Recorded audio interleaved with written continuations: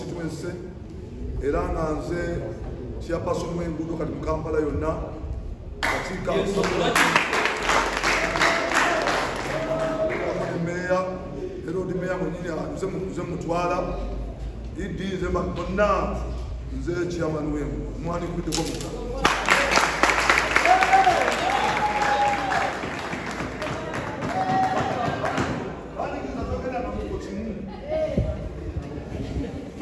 njagala okwebaza Katonda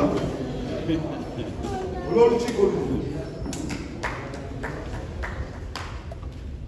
ndebaza Katonda olw'olukiiko luno nti lubadde lukakamu era mwebala okuba abakakamu. Njagala okutegeeza naddala mu abavubuka wano nsobola okuyimiriza abasiniya naye tulina abatutendeka okuvuga ki kyetuli. Tulina ba mentors baffe nabadde wange bemmensa ande omuvubuka tamanyira kumanya nti ndi siniya kuye nenjulira nenamaffe bidandi nali kulembe gwa bidandi ani wange aliko okulembe gwa bidandi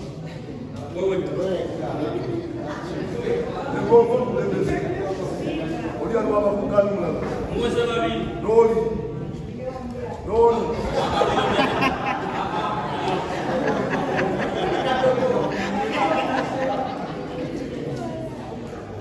badde mbasaba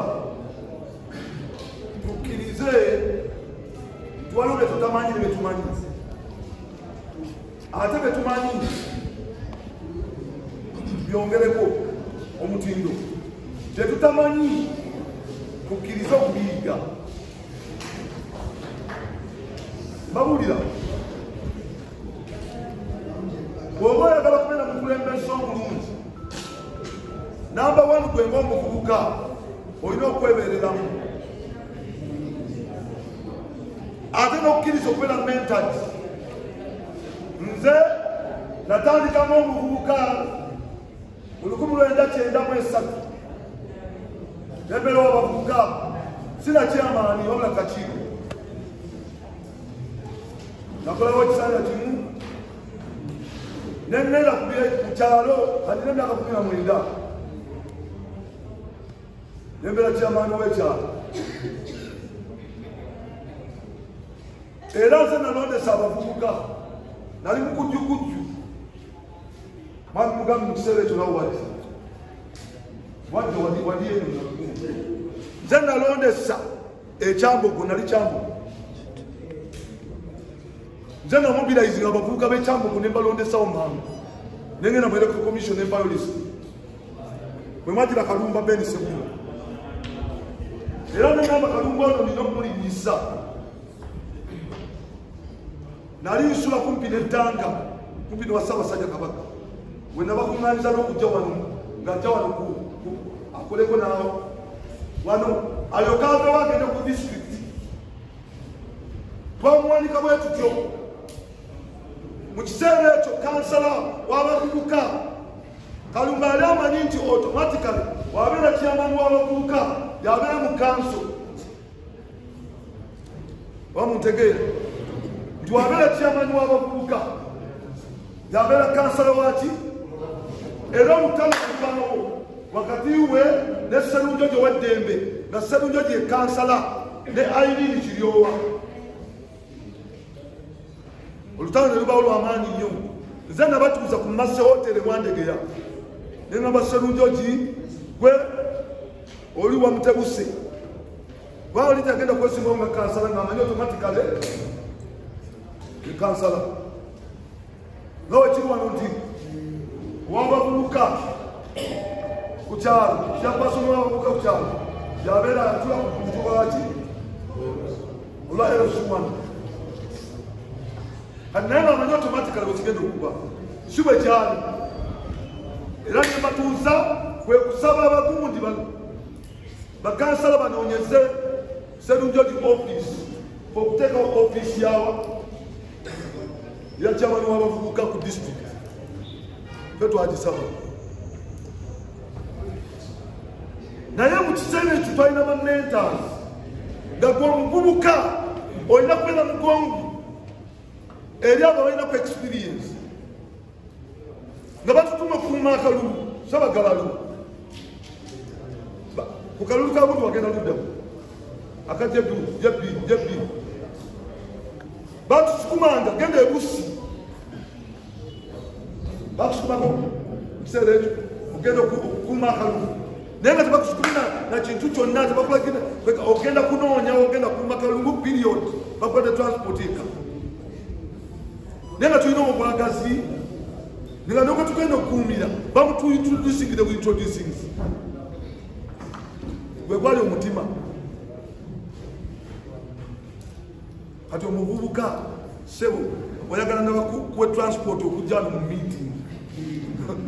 whom are you?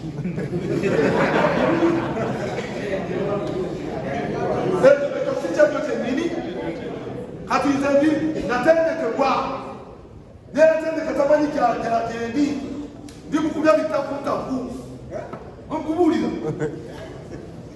omuvubuka olina okwefaako okulaba nti okula talina omuga okolera wano kubulira okujja nga tuli munabyabufuzi oyinza tukugamba nti nganya omuvubuka bateke bamobilizinge wetosobola kumobilizinga mulina okwemereramu gwe omuvubuka anoonya okukulembeza tekuteke mu takisi kuleete mu miti olwo oba n'obwagazi bw'ekibiina muntegeera nze ndi kyendi kubanga nkudde wansi nga ntendekeddwa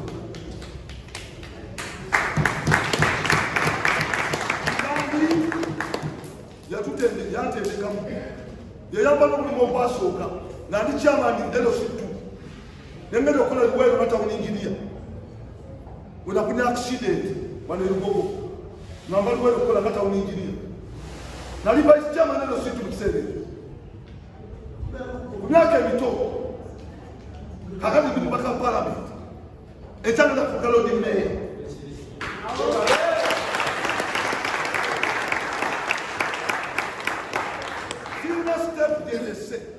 mubukulembeze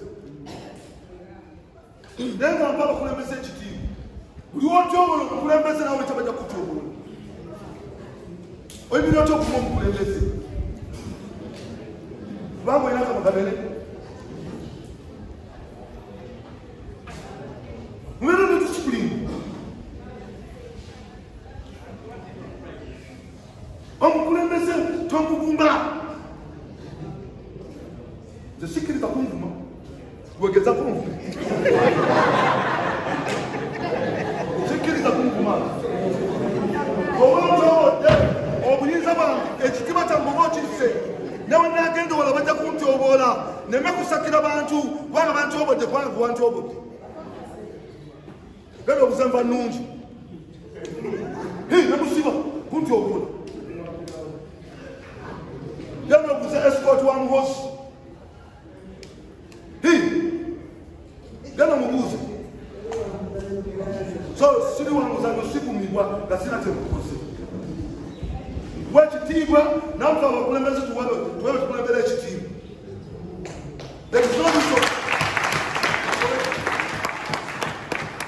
oli akugambye bakama bange namba wekitiibwa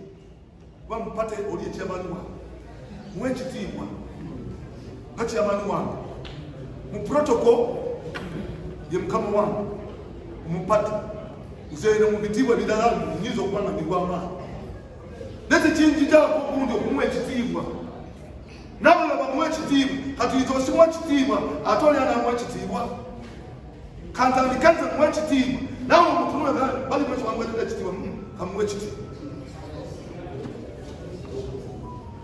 temuyisamba kulembeza egaali gwe mutyo ate ne bayibuli egamba muno wabasobezza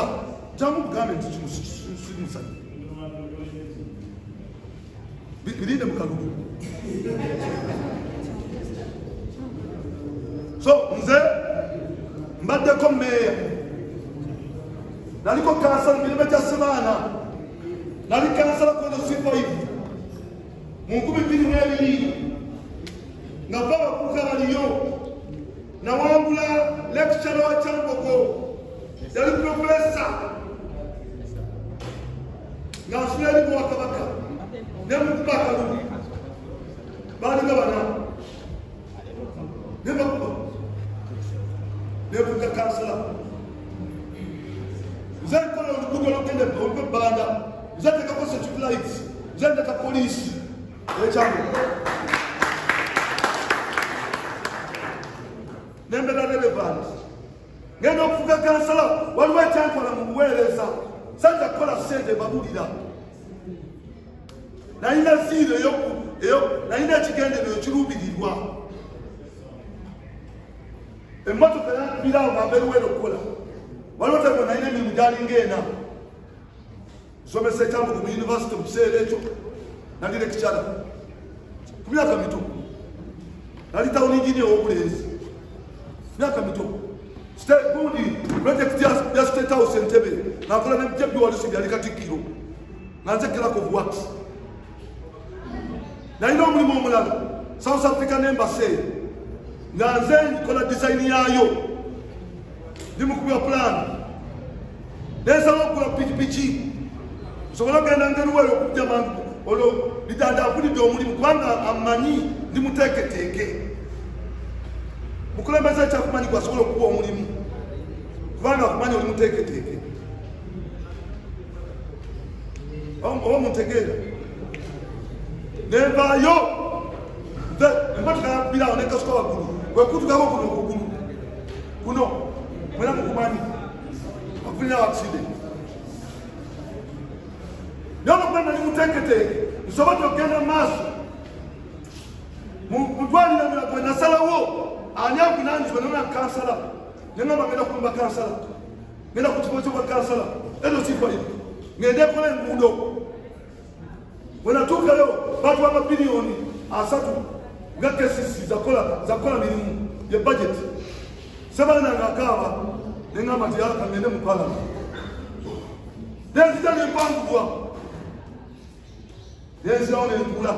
nawangula naddewo okunoonya akalulu naye gwewanguddwa odde waka otudde kati ogubirira ti kiruubirirwa ki gwewangulwa leero wenodde wakawo notuba nolinda kalulu natandikirawo okukola the following day nenzija nenasimbawo nemwami mugamba olwo nemwamikani kuba emeya olwo ndesekakande kubanga yansinga obululu kululi nemwakalekande kampuleke bwegenda kuki baka wa palamenti nze kansile wansi kuteesaganya yansinzako amaanyi nenzikiriza kansile wansi kulekere kubanga osinziza amaanyi nentandikirawo okunoonya akalulu nenkawangula nebakabba buza mwami mugambe nakawangula sakawangula tebakabba kubi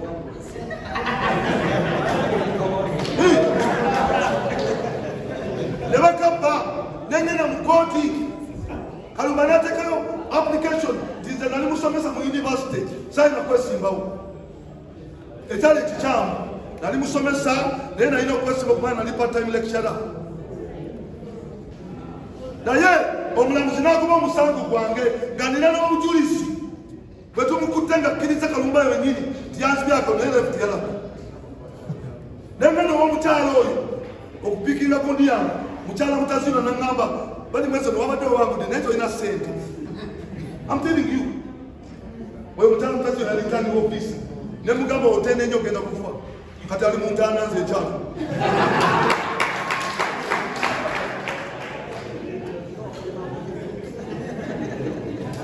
mutegera bulungi nnyo nsonyi mwetuttebola time nenduba nemukama we mwelect commission nemugamba ku mulundi guno komyawo omukyalo oyo oyatakolako okuveeko addemu abakalufu nga ndi wano chairman ali wano ndi wano nemuluma nemukama wo direct immediate boss nemugamba muwaba akalu kange naye otenenye ofa ekyo ndayira nakikola